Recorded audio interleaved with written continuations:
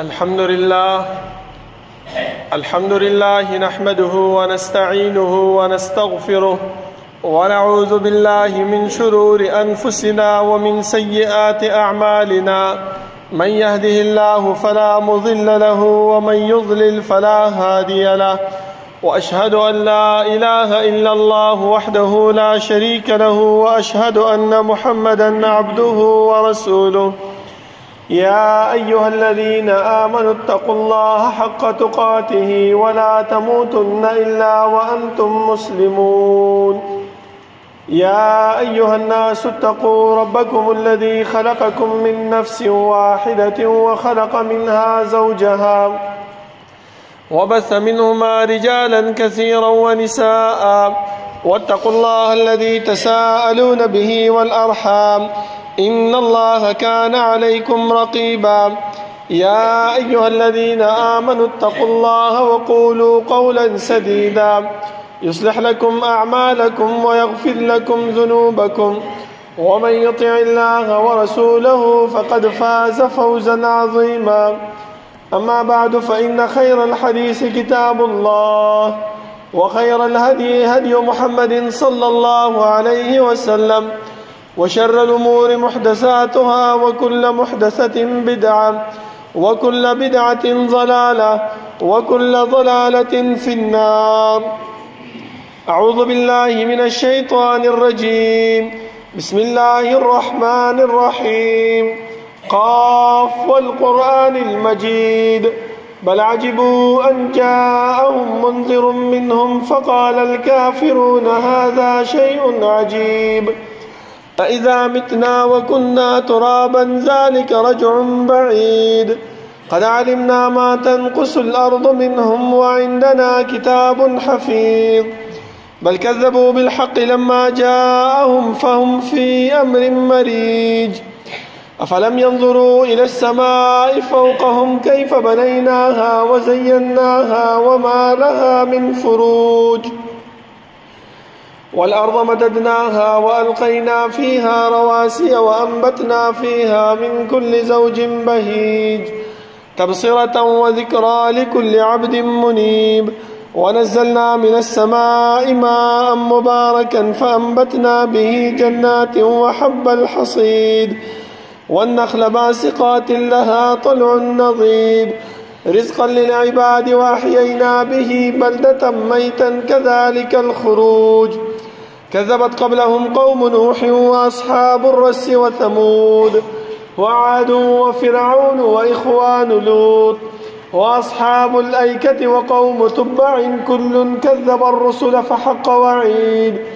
أفعينا بالخلق الأول بل هم في لبس من خلق جديد. اللهم صل على محمد وعلى آل محمد كما صليت على إبراهيم وعلى آل إبراهيم إنك حميد مجيد. اللهم بارك على محمد وعلى آل محمد كما باركت على إبراهيم وعلى آل إبراهيم إنك حميد مجيد. بسم الله الرحمن الرحيم. ولنبلونكم بشيء من الخوف والجوع ونقص من الأموال والأنفس والثمرات وبشر الصابرين. الله رب العالمين حمد و ثناء او جناب محمد رسول الله صلی الله علیه وسلم باندې درود او سلام نه بعد، زما معزز او محترمو، الله رب العالمین چې موږ د دنیا کې پیدا کړیو، زمونږ د پیدایش مقصد هغه بیکاره مهمل او عبث نو، بلکې رب العالمین چې کوم مقصد لپاره موږ پیدا کړیو دا غي مقصد د بیانولو لپاره الله رب العالمین د آدم علیه السلام نه نیولې تر جناب محمد رسول الله صلی الله علیه وسلم پورې انبیاء کرام راولېږل او دی انبیاء ته دا خبر وکړه، دا ډیپټي ته حواله کړه چې پیغمبرانو خپل امت ته لاړ شي او زما د وحدانیت او زما د عبادت او د جنت د حصول طریقې او لارې وته وخایي او د جهنم او زما د غضب او د قهر نه د بچ کېدو هغه لارې او طریقې وته وخایي. نو پیغمبران چې کله راله زما محترمو هغه هغه خبره چې رب العالمین هغه ته بیان کړې و من او عن هغه مونږ ته را رسولې ده اوس چې هغه مونږ په خپل ژوندۍ کې نه راولو دا زمونږ کوتاهي او زمونږ سستیا ده په دې کې د الله رب العالمین د طرف نه هیڅ قسم ته کوتاهي نه شوي د رسول الله صلی الله علیه وسلم د طرف نه هیڅ کمواله هیڅ سستی په هغه کې نه شوي اوس کم انسانان په د رسول الله صلی الله علیه وسلم د خودل شوی دین مطابق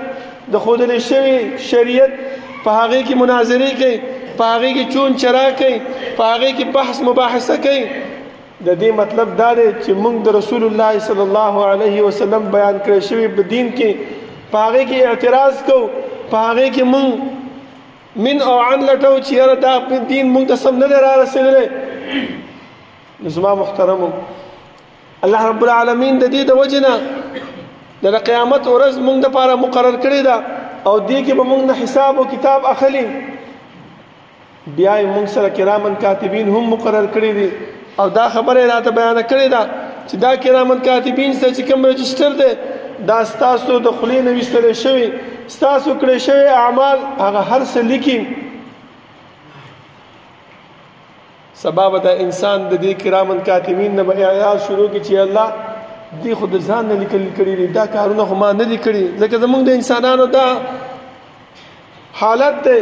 دا زمونږ دغه د څورته وي شیوه ده چې مونږه کم کار چې وکړو سم دستي د هغې نه منکر کېږو او که په هغې باندې څوک نه مونږ ګواه پیش شي د هغه ګواه باندې مونږ اعتراض کوو الله رب العالمین به وایي چې د دې رجستر راوړه چې رجستر ورته مخې ته کېښودلی شي دا به وایي چې ما لهذا الکتاب لا یغادر صغیرة ولا کبیرة الا احصاها نه وړه ګناه پرېښې ده نه غټه پرېښې ده مګر ټولې را ایساره کړې ده خو بیا موږ انسانانو کې دا مصیبت دی چې په دې ګواه باندې په دې شاهد باندې اعتراض کوو چې الله د به دا د ځانه لیکلي وي الله ورته وایي چې خیر مه خفه کېږه یوم تشهد علیهم السنتهم وایدیهم وارجلهم بما كانوا یعملون په کوم لاسونو باندې تا کم کار کړی دی په کوم خپو دې کم کار کړی دی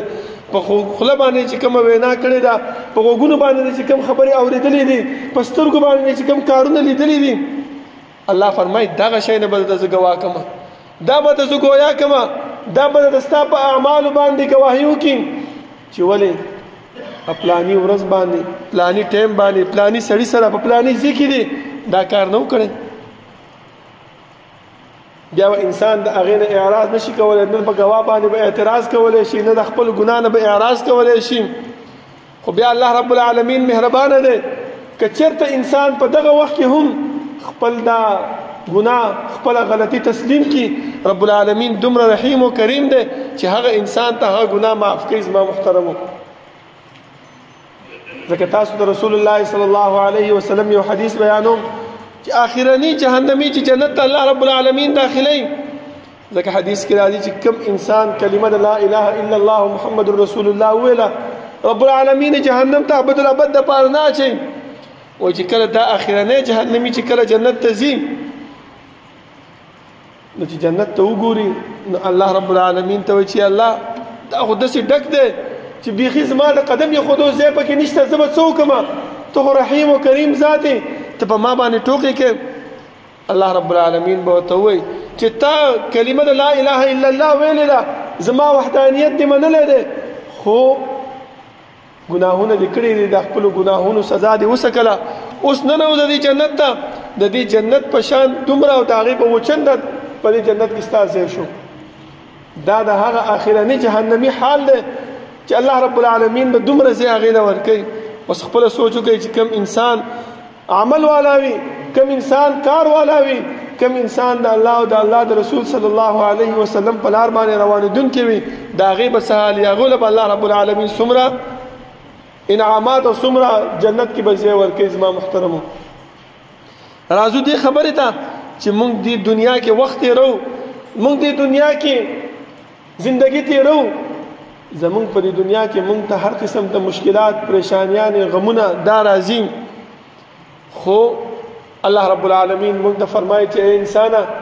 کله چې تا باندې مصیبت راغی کله چې تا باندې بیماری راله نه پریشانه کېږه مه، بلکې دغه بیماری، دغه مصیبت، دغه پریشانی دا ستا د ګناه درجولو ذریعه ګرځوم زه. خو کله چې انسان رب العالمین ته متوجه شي، دا نه چې کله مصیبت راشي، بیماری پې راشي، پریشانی پې راشي، دا خبرو کې چې د الله رب العالمین نه مایوسه وي چې یاره الله رب العالمین یو ځل لیدلی یم چې په ما باندې بیماریانې راولي، یو ځل لیدلی یم چې په ما باندې مصیبتونه او پریشانیانې راولي. نه، بلکې که په دې مصیبت او په دې پریشانی کې موږ د رب العالمین د سر به سجود شو، هغه ته چې دی نو عاجزي انکساري دا وکړو او جماعت ته راشو، یو 2 رکعاته نفل ادا کړو، الله د سر به سجود شو، د الله نه وغواړو. الله رب العالمین په دې عمل باندې د انسان نه ډېر خوشحالېږي او فخر کوي په ملائکو سره چې وګوره سره زما د نه لیدو نه چې دې خلکو زه لیدلی نه یم، سره د دې نه چې ما په ده باندې مصیبت راوستی دی، سره د دې نه چې ما په ده باندې مشکلات پریشانی راوستی ده، او دا انسان بیا هم ما ته سر به سجود دی، ما ته عبادت کوي، زما بندگی کوي، زما په لار باندې روان دی. په دې باندې الله رب العالمین ملائکو سره فخر کوي. زما محترمو، ولی کم انسان چې په زړه کې او په نیت کې کومه خبره موجود وي، الله رب العالمین دله د هغې د نیت مطابق باندې څه ورکوي؟ بدله ورکوي. که ښه نیت وي ښه جزا درکوي، او که بد نیت وي بده سزا درکوي. زما محترمو، موږ دا خبره ونه کړو چې کله انسان د یو کار کوي او په نیت کې دا خبره چې زه به پلاني ټایم باندې به دا کار کوم، د په نیت کې دا سین ته راوستله او هغه کار یې ونه کړو، د دې نیت بدله الله رب العالمین ورکوي. ولی الله فرمای ان سعیکم لشتا، ستاسو دا کوشش، ستاسو دا محنت دا ډیر مختلف دی، ولی ډیر سخت دی چې کله دا انسان په خپل ځان باندې تیری. بل ځکه الله رب العالمین فرمای چې کله په مسلمان باندې مشکلات راځي، تکالیف راځي، دغه مشکل او دغه تکلیف دا د دې د معافی او د دې د نیکی ذریعہ ګرځيږي. ذکر رسول الله صلی الله علیه وسلم دا ابو هريره رضی الله عنه روایت باندې فرمای ما يصيب المسلم من نصب ولا وصب ولا هم ولا حزن ولا اذى ولا غم حتى الشوكة يشاكها الا كفر الله بها من خطاياه. مسلمان ته چې کوم پریشانی رسیږي، کوم بیماری رسیږي، کوم تکلیف او غم ورته رسیږي، تر دې پورې چې په لار باندې رواني او یو ازغه ته په دې خپه کې نه نوځي، څومره تکلیف ته رسیږي. زما محترمو،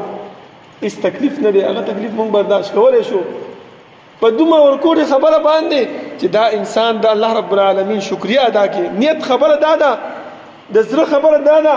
چې په دې باندې دا د انسان دا د الله رب العالمین څخه ادا کړي، شکریه ادا کړي. داسې ونه وایي چې یاره په دې لار نه وې تللی، یاره دا نظر په مې لاندې کتلی وی که نه چې دا اصغر زما په دې خپه کې نه وې تللی. نه، حدیث کې راځي رسول الله صلی الله علیه وسلم فرمایي چې که چېرته انسان دا لو چېرته داسې مې کړی وی، که چېرته داسې مې کړی وی، دا داسې خبرې کوي، دا د شیطان خبره ده، دا د شیطان عمل دی. بلکې داسې ووایي چې قدر الله ما شاء فعل،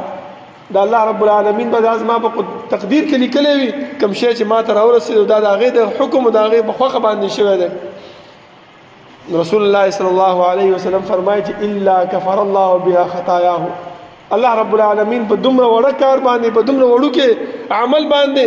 د دې انسان دا ګناهونه رجي. اوس یو انسان دی، هغه څه کوي؟ په دې ورکوټې تکلیف او مصیبت باندې، په دې ورکوټې غم باندې دا کور کې لوی هاهو راواخلي، د کور هغه سکون بربادوي، د کور هغه خوشحالي هغه بربادوي. په دې باندې هم زما محترم الله رب العالمین ناراضه کیږي. ولی دا عمل د الله رب العالمین خوښ نه دی. الله رب العالمین چې کور جوړ کړی دی دا د سکون ځای جوړ کړی دی. الله رب العالمین چې موږ ته د نکاح او د واده حکم کړی دی دا څه دپاره؟ دا د سکونت دپاره کړی دی. ځکه الله فرمایي چې هو الذي خلقکم من نفس واحدة وجعل منها زوجها ليسكن إليها. دا د سکون ځای دی دا کور زما محترمو. خو چې په موږ باندې لږه بیماري راشي لږ تکلیف راشي لږ څوک راته سخته خبره وکړي موږ ټول زور وباسو کوم ځای کې خپل کور کې او د خپل د کور هغه سکون هغه خوشحالي هغه بربادو په دې باندې زما محترم الله رب العالمین زموږ نه ناراضه کیږي او خفه کیږي الله رب العالمین مونږ ته قرآن کې د انبیاء کرامو دا تذکره کړې ده چې دې انبیاءو به څه کول دې انبیاءو به چې دی نو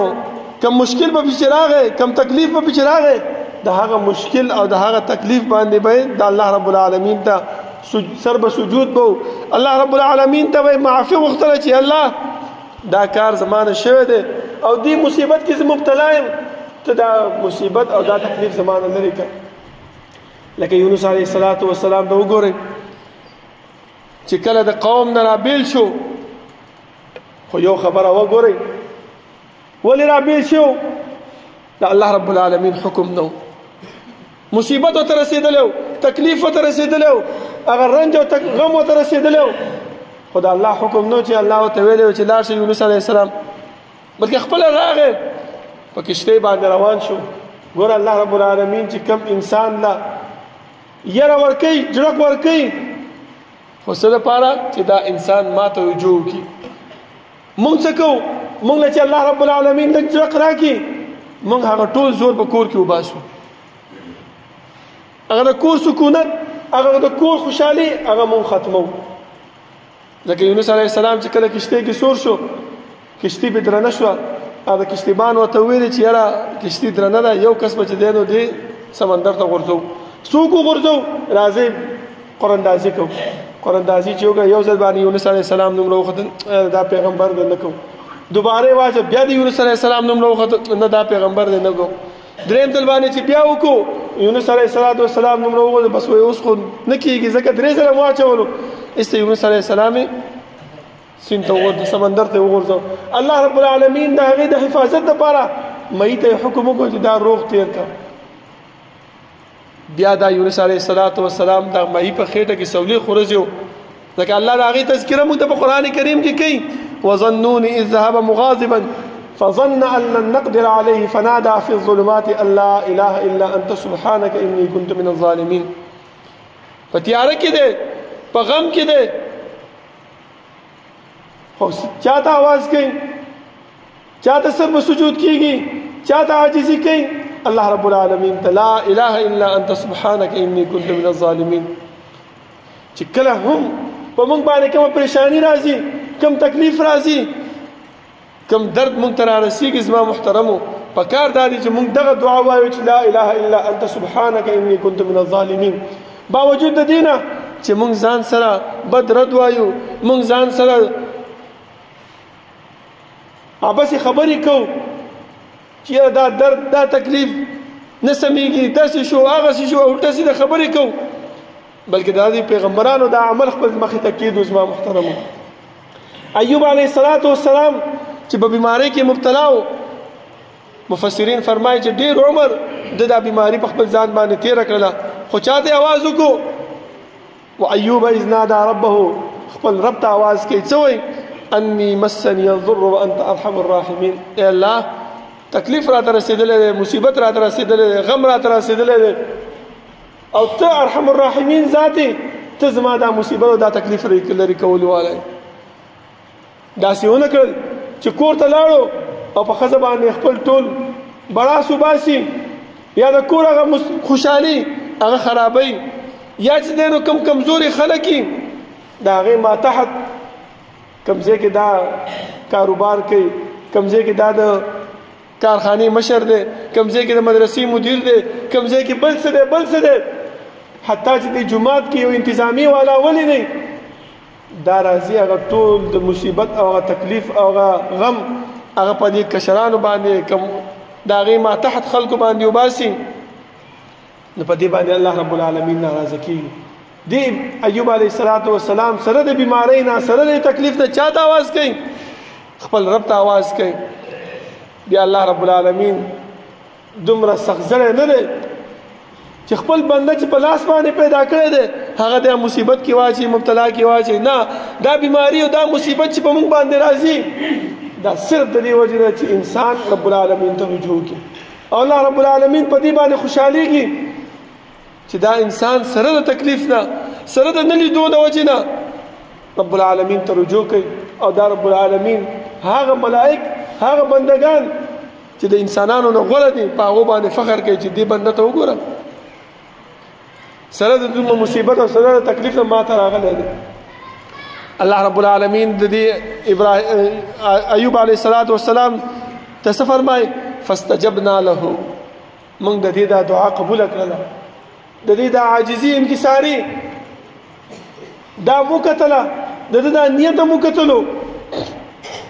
فاستجبنا له موږ د هغې دا دعا قبوله کړله فکشفنا ما به من ضر موږ د هغې هغه مصیبت او هغه تکلیف هغه هم لرې کړو دې سره زما محترمو سړی خو داسې کوي خو نن سبا زمونږ دا زنانه دا د سړو نه هم بدتر دي چې که چېرته په خاوند باندې لږ شانتې بیماري او تکلیف راشي دا د هغې نه دوه ګوتې سیوا هغه له زور ورکوي هغې له تکلیف ورکوي بلکې دلته ایوب علیه السلام ته زنانه په خدمت باندې ولاړه وه د هغې ته یې ځان برابر کړی چې ستا به زه هر قسم خدمت کوم په تا باندې بیماري ده که مصیبت دی او که تکلیف دی الله رب العالمین فرمایي هغې زنانه د هغه هم ولیدلو وآتیناه اهله ومثلهم معهم رحمة منا موږ د هغې کور والا ته هم دغه شان د رحمت او دغه شان د مهرباني هغې له هم ورکړه څنګه چې ایوب علیه السلام نه ورکړې وه تاسو وګورئ زمونږ جناب محمد رسول الله صلی الله علیه وسلم په غار حرا کې چې کله ورته جبرائیل امین راغی او وحی راوړله نو تاسو خپله سوچ وکړئ چې کله یو انسان یو ځان نزدیکې ناست وي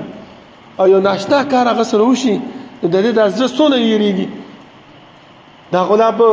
غار حرا ته چې کوم حاجیان او عمرې والا تللي وي مکې ته غار حرا به هغو لیدلی چې څومره اوچت دی او بیا به هغه غره کې ځان له سړی ناست دي دلته چې موږ په دې جومات کې ځان له ناست یو موږ یېرېږو او چې دا بیا دغه شان کار موږ سره وشي رسول الله صلی الله علیه وسلم سمدستي راغی خپل بیبي ته خپل کور ته او ورته یې ویلې چې ما باندې څادر واچوئ وګورئ دا زموږ د پیغمبر دا قانون یاد کړئ دا طریقه یاد کړئ ولې رسول الله رب العالمین فرمایي لقد كان لكم في رسول الله اسوه حسنه چې کله در باندې غم راغی کله در باندې مصیبت راغی کله در باندې پریشانی رااله نو څه وکړه ها هو مه کوه دې خوا خوا مه ځه دمګرو تعویذګرو دیو له مه ځه نجومیانو له مه ځه بلکې څه وکړه کور ته راشه خپل بیبي ته ووایه چې زملوني ما پټ کړه څادر په ځان باندې واچوه او دشه آرام وکړه چې کله د مازغه برابر شي دا زموږ د پیغمبر سنت دی چې کله غار حرا نه راغی کور والا ته یې ویلې چې زملوني ما باندې څادر واچوه هغه ور باندې څادر واچو چې کله راپاڅېدو ذهن برابر شو هغه یره ختمه شوه هغه پریشانی لږه کمه شوه نو بیبي ورته څه وایي څه چل د باندې شوی ټوله واقعه هغه ته بیانه کړه اوس چې نن سبا موږ خپل بیبیانو ته دا خبرې وکړو هغه موږ ته زیات بلوا شي زیات راته چې دی نو هغه کوم پریشانی چې په موږ باندې راغلی هغه د موږ نور هم زیاته کړي لکه زما محترمو دا د پیغمبر سیرت مطالعه کول پکار دی دا د پیغمبر سیرت دا قتل پکار دی چې هغه په دغه وخت کې څه چل کړو په دغه وخت کې څه چل کړو ځکه دغه خدیجه رضی الله عنها چې د رسول الله صلی الله علیه وسلم ته په هر ځای کې ملاتړ کړو الله رب العالمین د وو اسمانونو بره د عرش نه د خدیجه ته سلام را لیږي جبرائیل امین یو ورځ راغی او رسول الله صلی الله علیه وسلم دا فرمایي چې تا د کومه زنانه اوس را روانه ده او دا خوراک تاله راوړي الله رب العالمین په دې باندې سلام ویلی دته دا الله رب العالمین سلام ورسوه ولې چې د خپل خاوند سره ولاړه وه خپل خاوند سره ملاتړ کړی ګینې رسول الله صلی الله علیه وسلم یتیمو پلار یې نه و مور یې نه وه مال ورسره نه و څه شی ورسره نه و خو دا خدیجه رضی الله عنها ورسره مضبوطه ولاړه وه د هغې څنګ به څنګ باندې بیا زما محترمو وګورئ دا پریشانی د دې د ختمولو ذریعہ څه شي دا څنګه ختميږي بیبي ورته سوې هغه ولا تسلی ورکړي هغه دا غم زیاتې نه بلکې نور امرا کمي سو ته فرمای غم جنکیګم انك لتصل الرحم ته هغه سړی چې خپل ولی پالي ته هغه سړی چې د یتیم په سر باندې لاس یې خره ته هغه سړی چې د کار بیروزګارو له کار ګوري ته هغه سړی چې د کمزورو سره معاونت کوي دا ټول صفات یې ته بیان کړل فلن يخزيك الله ابدا الله رب العالمین به تا هیڅ کله ونه شرمای نو ګورئ چې د مصیبت او د پریشانی او د تکلیف او د بیماری نه بچ کېږئ نو دغه اعمال په خپل ژوندۍ کې راوستل غواړي زما محترمو چې انك لتصل الرحم خپل ولی به پالو زما محترمو په دې سره موږ د مصیبت پریشانی ختميږي کمزور سره معاونت کول په دې سره زموږ پریشانی مصیبت تکالیف غمونه ختميږي بیروزګارو له کار پیدا کول په دې باندې زموږ مصیبت تکلیف پریشانی دا ختميږي دا داسې اعمال دي چې موږ ته وښودل شو بیا هم دا بیبي وګورئ غلی پاتې کېږي نه دا نه وایي چې یاره تسلي وشوه نه سمدستي خپل هغه د تره زوی ورقه بن نوفل ته بوځي او ورته فرمایي د خپل ورارونو تپوس وکړه د سره څه چل شوی دی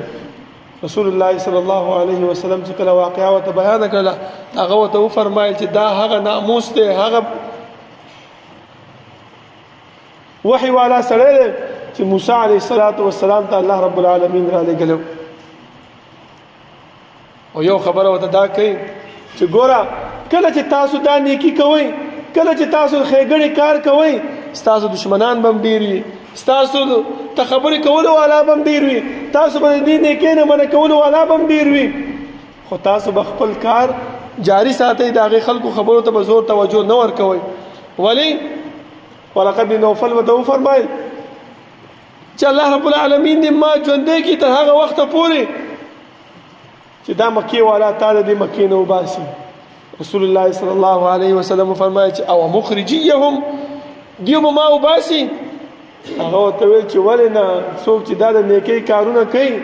د هر سره دشمن کېږي دې نیکۍ کارونو نه دا بنه کوي چې یاره مړه دا خو ته چې چاله دا پیسې ورکې دا خو ډېر مالدار دی دا خو داسې دی دا خو داسې دی ځان یې تا ته چې دی نو غریب جوړ کړی دی چې ستا مال ووهي دا وکړي هغه وکړي شل قسمه مصیبتونه او بهانې به موږ ته دا خلک جوړوي د څه د وجې نه چې دا نیکي چې کوم ما جاري ساتلې ده د دې نه زه بند شم بیا موږ یو مصیبت دا دی زما محترمو چې کله موږ چا سره نیکي او ښېګڼه کوو نو د هغې لږ شانتي بد اخلاقي لږ شانتي کمزوري هغه نشو برداشت کولی ایسته بیا هغه نیکي او ښېګڼه بنده کړو لکه مستح چې کله د عائشه صدیقه رضی الله عنها باندې تهمت ولګېدو دا هم پکې و ابوبکر رضی الله عنه په هغې باندې انفاق او خرچه کوله چې هغه ته پته ولګېده چې دا مستح رضی الله عنه په دې معامله کې شریک دی هغې خپل هر څه بند کړل الله رب العالمین آیات راولېږلو چې الا تحبون ان يغفر الله لكم ایا تاسو دا خوښه نه ګڼئ چې الله تاسو ته عفو بخښنه وکړي هغه چې ګرم بیا په خپله خرچه به جاري کړه په دې مستح باندې الله رب العالمین نه دعا ده چې رب العالمین دې زموږ اعمال خپل دربار کې قبول کړي او زموږ نه هغه اعمال والي چې هغه زموږ د کامیابۍ او جنت ته د تلو ذریعه وي اقول قولي هذا واستغفر الله لي ولكم ولسائر المسلمين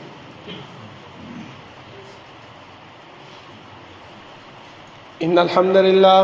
الحمد لله نحمده ونستعينه ونستغفره ونعوذ بالله من شرور أنفسنا ومن سيئات أعمالنا من يهده الله فلا مضل له ومن يضلل فلا هادي له وأشهد أن لا إله إلا الله وحده لا شريك له وأشهد أن محمدا عبده ورسوله يا أيها الذين آمنوا اتقوا الله حق تقاته ولا تموتن إلا وأنتم مسلمون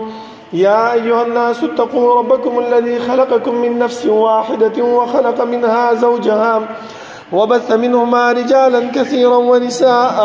واتقوا الله الذي تساءلون به والأرحام إن الله كان عليكم رقيبا يا أيها الذين آمنوا اتقوا الله وقولوا قولا سديدا يصلح لكم أعمالكم ويغفر لكم ذنوبكم ومن يطع الله ورسوله فقد فاز فوزا عظيما أما بعد فإن خير الحديث كتاب الله وخير الهدي هدي محمد صلى الله عليه وسلم وشر الأمور محدثاتها وكل محدثة بدعة وكل بدعة ضلالة وكل ضلالة في النار. زما محترمو الله رب العالمین نه دعا ده چې الله رب العالمین زموږ مصیبت تکلیف غمونه دا پریشانیان دا ختم کړي او الله رب العالمین هغه اعمال زموږ نوالي چې هغه د رضا کولو او د جنت د حصول ذریعہ وي او په هغه باندې زموږ مصیبتونه او پریشانیان ختميږي او زموږ بیبيان او د کور والا دا هغه د غمونه او پریشانیان ختميږي. أقول قولي هذا واستغفر الله لي ولكم ولسائر المسلمين. ربنا لا تزغ قلوبنا بعد إذ هديتنا وهب لنا من لدنك رحمة إنك أنت الوهاب. ربنا اغفر لنا ولإخواننا الذين سبقونا بالإيمان ولا تجعل في قلوبنا غلا للذين آمنوا ربنا إنك رؤوف رحيم. ربنا لا تؤاخذنا إن نسينا واخطأنا ربنا ولا تحمل علينا إصرا كما حملته على الذين من قبلنا ربنا ولا تحملنا ما لا طاقة لنا به واعف عنا واغفر لنا وارحمنا أنت مولانا فانصرنا على القوم الكافرين. سوفنا برابر کې نږدې ودرېږو.